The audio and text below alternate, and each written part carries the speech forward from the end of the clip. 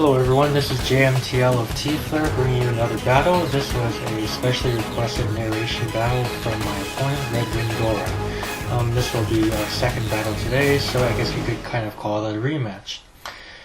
Alright, so I lead off with my Zelf again, as he leads off Frostlass. I decide to do a taunt just so it can't set up any spikes, and it can't use Destiny Bond for that matter. I wanted to set up some stealth rocks, but he switches out to his Lucario. I taunt again thinking it might be an SD variant, and it might have been, but Lucario uses Crunch instead, and brings me down to my stash, and it was a critical hit as well, and to add insult to injury, the defense drop actually happened. Extreme Speed is his next move, pretty good move there. I was about to U-turn out, but that didn't happen. I bring out my Dragonite, he tries Stone Edge, which misses, so I Dragon Dance to outspeed Lucario, and then I use the Earthquake for super effective damage. I mean, I wouldn't be using Dragon Claw on Lucario anyways. But it does have its focus sash, and since I Stealth Rocked on the turn it came in, it wasn't broken. He Stone Edges for the for his next attack there. I just decide to Extreme Speed in case he's decided to Extreme Speed my Dragonite, so I take down Lucario. Swampert comes out. I figure I might as well do as much damage as I can before it decides to use an ice attack on me. So Dragon Claw is the move that I use, and about a third remaining on Swampert, which isn't too bad. He gets a critical hit with Ice Beam.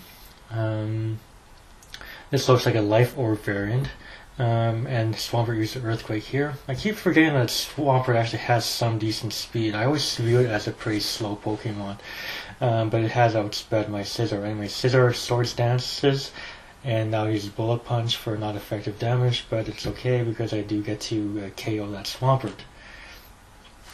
Gengar comes out, and I have to use Bullet Punch because my other moves are not going to be effective on it at all, so not to mention that Gengar is typically pretty fast.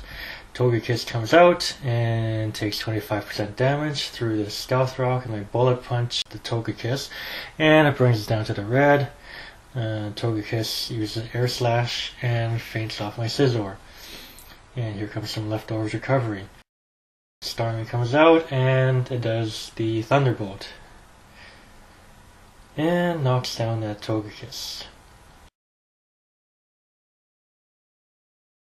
Frostlass returns and takes some Stealth Rock damage, and then I do Thunderbolt. I could have also used Hydro Pump, but I didn't want to miss here. But I get the paralysis hacks on there. Destiny Bond is coming up there, so I decide to recover instead of attack here, to keep my Starmie alive a bit longer there. Uses Taunt, the Frostlass does, and I use Thunderbolt here to knock out Frostlass and not have to worry about Destiny Bond. Porygon Z comes out and it gets an attack boost here. I use Hydro Pump to try and KO it, but as you can see it doesn't quite do it this time, so Porygon Z uses his Tri-Attack and gets a critical hit, which is enough to faint off Starmie. Now I send out my Infernape to finish the job with Mach Punch. I guess I could have used Close Combat, but I didn't want to have all those messages popping up when I was at the end of the game anyways. So good game, redwindora, and everyone please comment, like, subscribe, and join tflare.com.